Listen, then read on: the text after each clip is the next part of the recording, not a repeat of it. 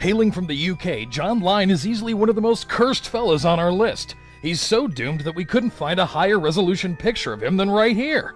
As a baby, he had to have his stomach pumped after drinking disinfectant. As a teenager, he fell out of a tree and broke his arm. On the bus ride home from the hospital, the bus was in a huge accident and he broke the same arm at a different place. Of course, he was struck by lightning. He had rocks fall on him in a mine once, and also a stone hit him that was launched from a catapult. No idea how the hell that happens, but it did. And most recently, he fell down an open manhole cover which messed up his back, leg, and knees.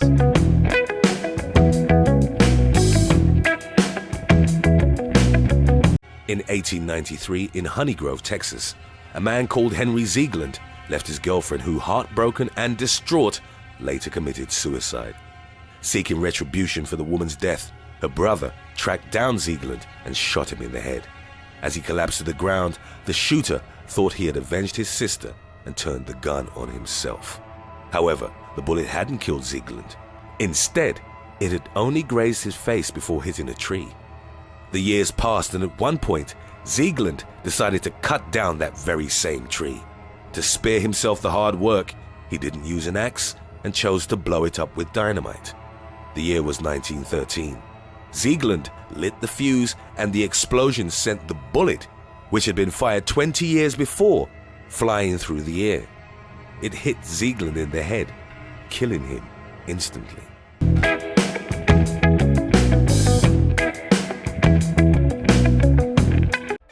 Jeanne Rogers was never very lucky, and highlighting just a few memorable moments of her life won't be easy. Like the time she slipped off the deck of a cruise ship and was stranded in the ocean for hours before being found. Or when Rogers was struck by lightning that melted her pantyhose to her legs and caused severe nerve damage, twice. Or maybe the time that she was swimming at the YMCA and heard that there was a phone call for a Rogers. While she tried to leave the pool to answer the call, she accidentally pantsed a man who was also leaving the pool to answer the phone. That man happened to be Fred Rogers, the host of Mr. Rogers' Neighborhood.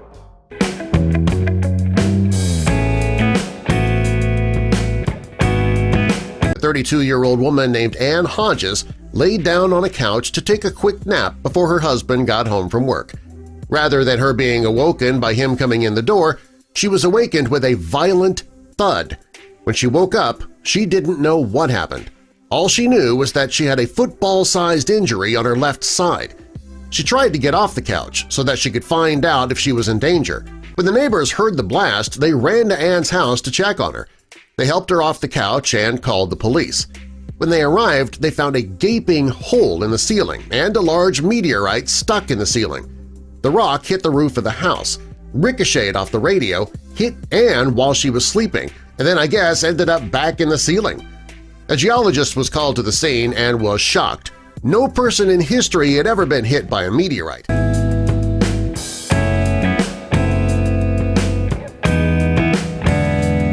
Violet Jessup managed to escape the sinking of 3 separate luxury liners that sank early in their days on the ocean.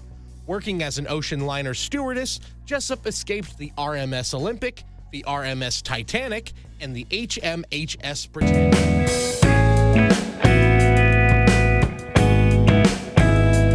According to The Telegraph India, the vacation nightmares of Jason and Jenny Cairns Lawrence began when they were visiting New York City on September 11, 2001. When it came time to pick their next vacation, they decided to stay a little closer to their Birmingham, England home. They chose London, and on July 7, 2005, they were in the nation's capital when 4 bombers attacked the London Underground. In 2008, they were faced with making a vacation choice again. They headed to Mumbai, and they were staying in the Colaba area when terrorists attacked the city on November 26th, taking almost 180 casualties. There's just one word the Cairns Lawrences need to learn: staycation.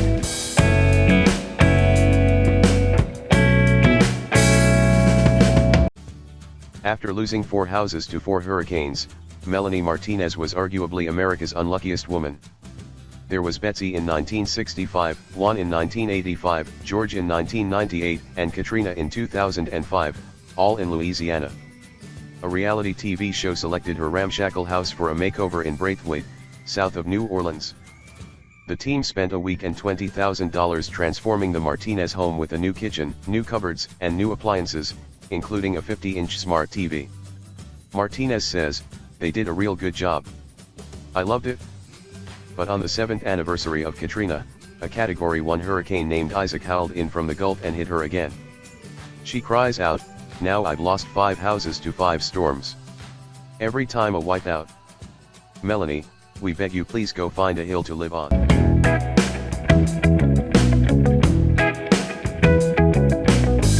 Just outside the village lives the only resident who did not win anything in the lottery 5 years ago. Costas Mitsotakis is known in the village as the Greek. He's a filmmaker who moved to Sodeto for love. He didn't think much of the El Gordo Christmas lottery, so he didn't take part back then. The relationship that brought him here also ended. But he stayed in the village nonetheless. Mitsotakis is currently working on a documentary about the lucky villagers of Sodeto.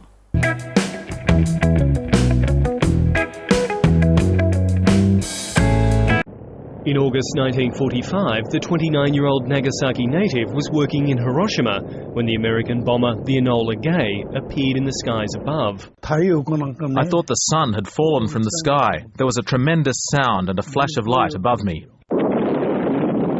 The world's first atomic attack reduced Hiroshima to ashes and left Mamoru Yamaguchi badly burned. Having survived the horrors of Hiroshima, Mamoru Yamaguchi returned home here to Nagasaki. But just a day later, he again heard the sound of an American B-29 bomber in the sky.